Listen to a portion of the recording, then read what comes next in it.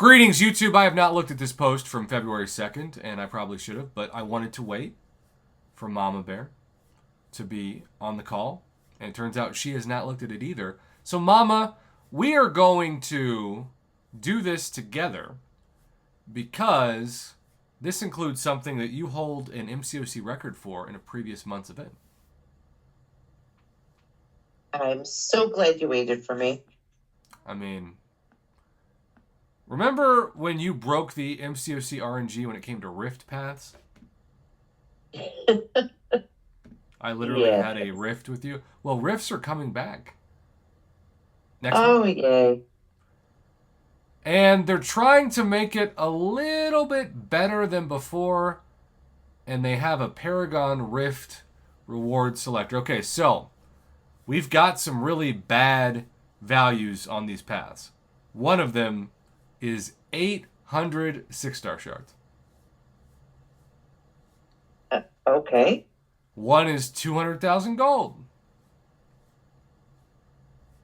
Okay. One is 2,500 tier 6 basic. Are we supposed to be excited about this? 2,000 tier 3 alpha. I guess the only good news is that like it says it's all in the same path, so maybe instead of one rift reward, you get all 5 of these, but 100 5-star relic crystal shards, less than 10% of a tier 3 alpha and tier 6 basic. 200,000 gold is honestly the most objectively best value of this, and then 800 can't even give you 1,000 6-star shards. That's what 60% of people are going to get on average when they go. So, I have to agree with 10 Cent Note though, who said that's a lot. I disagree. I don't think that's a lot unless you are looking for microscopic rewards. 800 6-star shards is not great. All right, Pat. That's nothing. All right, so the second most common path is 1,600 6-star shards, which again, not really going to get me out of the bed. 3 tier 2 alpha and 1 tier 5 basic. So in a weird way, I think the small amount of tier 6 basic and tier 3 alpha might actually be more valuable to most players than tier 2 alpha and tier 5 basic, even though they're fully formed. So that's strange. And then you get 5 6-star 6-stone crystals. Would have been great if they were generics. And then 3,500, which is a really random number, of the side quest crystal shards. 3,500, when they do the lunar event, it's always 888 and 8. Yeah. And where did the 3,500 come from? And the 200,000 gold, like, could they have done 800,000 gold? Maybe they shook a magic 8-ball. Maybe they got drunk on too much Canadian syrup and just started getting crazy. I don't know. Maybe they just don't pay attention to their own game. That's right, Bama boy. Who can complain about that gold when we got 8,880? Which I'm pretty sure is enough to like look at a 1-star. Path 3. So path 1, 60% chance. Path 2, 25% chance. Path 3, 9% chance. 5,000 6-star shards. Again, in 2024, I feel like that should be easier to get for Paragon players and Valiant players than a 9% chance. 300 tier 1 celestial alloy fragments. Whatevs. 6-star 6 stones. They're generics at least. And 1,000 5-star relic crystal shards. For a 9% chance, that feels a little underwhelming to me. And then we get to the 2 rarest paths, Mama. If you land on path 4, it's a 5% RNG chance. You get 1,750 tier 3 basic alloy fragments. Okay. 1 tier 5 class catalyst selector. Okay. 300 6-star relic crystal shards, which is absolutely nothing. And 11,400 tier 6 basic catalyst fragments. Why in the world, for a 5% chance, would you not at least give the same number of tier 6 basic and tier 3 alpha? You're almost rooting for path 1 over path 4. This makes absolutely no sense mathematically. Can somebody explain this, please? This is a serious question. Is this a joke? I don't know. No one's laughing, so hopefully not. All right. The 1% chance, 1 out of 100, aka like if 5 people are watching this, one of them might see this once. Path 5. Path 5 is where you get the generic 6-star Awakening Gem, which to be honest has never been less valuable in the game.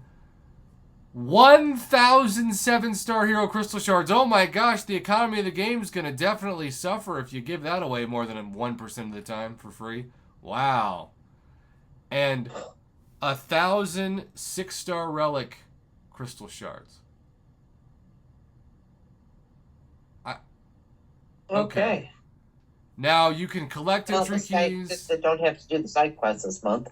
Well, you collect entry keys from the solo events. You can receive an additional 4 entry keys through in-game messages once per week. You can enter a Rift-style quest for 32 total entries. And then every path provides a selector allowing summoners to choose their reward. 5 threat levels, pick one of 2 bosses. Earn a profile pick for each boss. Wow, what a game changer that is. Earn crystal shards, but I won't do that solo event. Tap to tap, swipe. So, I mean, I guess all of us, maybe, if I'm reading this right, and that's always a big if, should get the 6-star generic Awakening Gem guaranteed at some point. I just feel like for the odds being so small, these paths feel like they were made to be like fortune cookies with the check and not an actual meal. Also, shout out to Legacy's friend Storm Dakota, who apparently has a YouTube account. We were rooting you on, Storm, to get released from the hospital, and we're so thankful that you did. Look,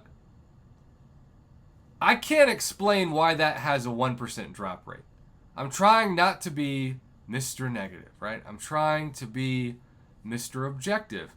But other than the 6-star Awakening Gem, which used to have a crazy amount of value, and now we almost take it for granted at this point, 1,000 7-star shards in 2024 for a 1% drop rate, I feel like that should be 10,000 7-star shards. For sure. And then the 6-star Relic Crystal Shards, 10% of one for a 1%? Like, does Kabam even realize the value of their own currency at this point? Because it doesn't seem like it. Also, Blackbeard has donated with a caption that Oreo has come out with a flavor with popping candy. All right, I will check line after this, but we're not going to show an Oreo candy in this video. Mama, what are your final thoughts on this? Because just reading this part, and I know the message is longer, but I don't want this video to be 10 minutes long. I think it's a big old hard pass for myself. I mean, I'll do it because I don't think it'll be that difficult. No, it's not, but it's just not worth my time. But like Kickrocks just said, it really is hot garbage. And I actually think that's an insult to the word hot. I think at best it's lukewarm garbage. And when we talk about cash or trash, this kind of event does not make people feel better about being jealous of the people that don't play the game at all and then just throw $1,000 plus on whale holidays to catch up. Because nobody's going to look at these rewards and be like, oh man, if I skip this side quest event, I'll never recover. No, actually you can really easily. And look, I know February's got a lot more going on than that, specifically Summer of Pain 2.0 in the winter. But that's only for Paragon and Valiant players too. I feel like Kabam is so worried about giving away too much free stuff that they're just like giving away expired ramen worth of rewards. Yep. Oh. Alright, well, if you're watching live, stay tuned. If not, we gotta go wash our mouth out with the bad taste of this event, because it's terrible. Good night.